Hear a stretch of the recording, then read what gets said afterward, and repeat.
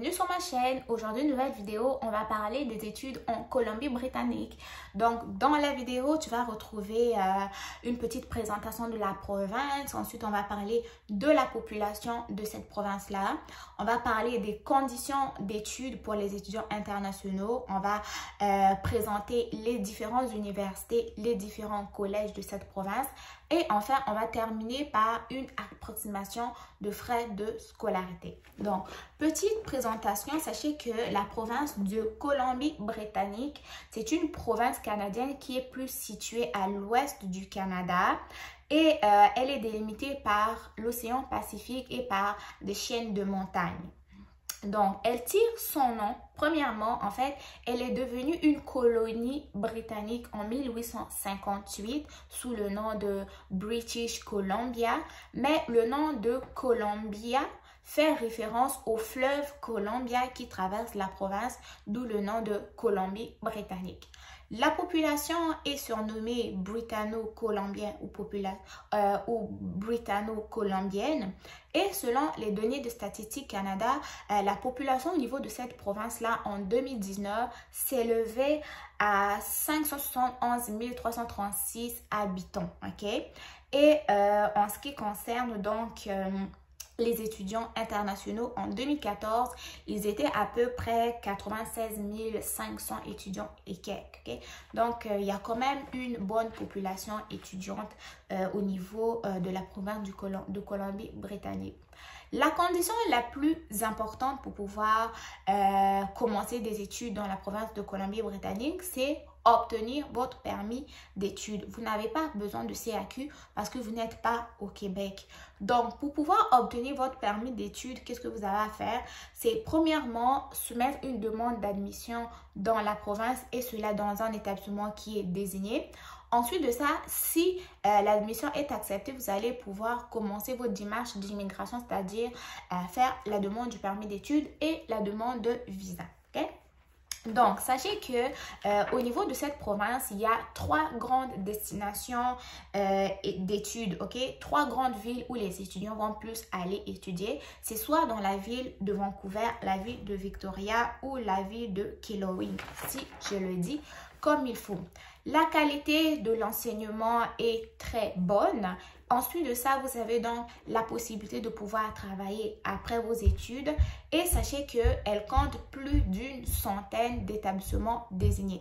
Donc, les établissements désignés sont les établissements où lorsque vous êtes inscrit, vous êtes éligible au permis d'études dans la province. L'université, elle compte, pas l'université, la province va compter plus de on va voir plus de 3 universités. Donc, le premier, vous avez l'Université de Colombie-Britannique qui est souvent appelée UBC, c'est UBC, Université de Colombie-Britannique. Et sachez que cette université-là est très reconnue en termes de recherche. Elle va compter plus de 200 programmes au niveau du baccalauréat avec 14 facultés qui incluent la seule province de Colombie-Britannique. Okay? Dans la seule université qui va avoir plus de 14 facultés. Donc, sachez que vous allez avoir... Elle se retrouve au niveau de la ville de Vancouver et il y a plusieurs programmes, dont le programme de médecine également.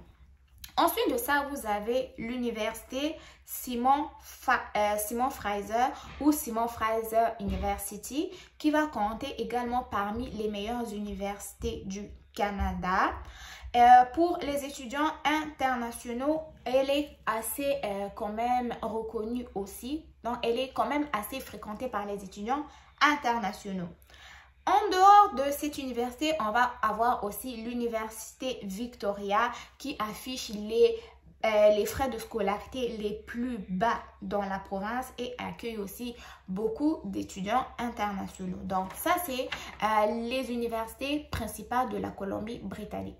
En dehors de ces universités, vous avez des collèges comme le collège d'Okanagan qui est ouais, le collège d'Okanagan. Vous avez également le British Columbia Institute of Technology qui va exceller dans les sciences de la santé. En dehors de ça, vous avez le Kamonsun College qui lui va également exceller dans les programmes de génie et programmes de transfert, ok? Donc, quand vous regardez un peu, vous avez plusieurs opportunités de pouvoir étudier en Colombie-Britannique. Soit vous étudiez dans les universités ou vous étudiez dans les collèges, tout dépendamment de ce que vous voulez faire, du programme qui vous intéresse, de la durée de formation et aussi des coûts de formation. Là, on va prendre un petit exemple de frais de scolarité. Sachez une fois de plus que j'ai trouvé ces données sur le site internet de l'Université de Colombie, de l'Université Simon Fraser, non, l'Université de Colombie-Britannique, et ce n'est qu'une estimation. Ces frais de scolarité-là s'élèvent donc entre 18 000 et 25 000 $ par année. Et les frais afférents, ils peuvent s'élever jusqu'à 1 726 $ par mois. Donc, les frais afférents, en fait, c'est les frais d'hébergement, les frais de logement et autres. Mais quand on regarde les frais de scolarité, donc quand je parle des frais de scolarité par année, là, ça prend les frais afférents inclus, ok? C'est entre 18 000 et 25 000 $ par année, ce qui n'est pas le cas d'autres universités dont on peut payer 27 000, 28 000, même jusqu'à 30 $. Donc, sachez une fois de plus que les frais de scolarité vont dépendre du campus, du programme d'études et aussi du nombre de cours que vous prenez. Ensuite de ça, il faut prendre en considération le logement. Est-ce que vous voulez rester sur le campus? Est-ce que vous voulez être en ville? Et aussi, pour les dépenses mensuelles, ça va être à vous vraiment de gérer vos dépenses. Ne pas trop dépenser pour des choses dont vous n'avez pas nécessairement besoin. Donc, ce que je voulais dire pour terminer, c'est que vous avez plusieurs opportunités d'étudier au Canada, plusieurs opportunités de faire vos études et plusieurs opportunités de pouvoir travailler et sur le campus et hors campus, mais vous avez aussi la possibilité de rester au Canada après vos études. Donc, c'est à vous de chercher la province qui vous intéresse, le programme qui vous intéresse et aussi d'évaluer en tenant compte de vos moyens, financiers. Donc, j'espère que ma vidéo vous aura plu. Si tel est le cas, n'hésitez pas à me dire ce que vous en avez pensé dans les commentaires. Portez-vous bien, prenez soin de vous. Bon succès pour vos différentes démarches et on se retrouve très prochainement pour une nouvelle vidéo. Bye bye!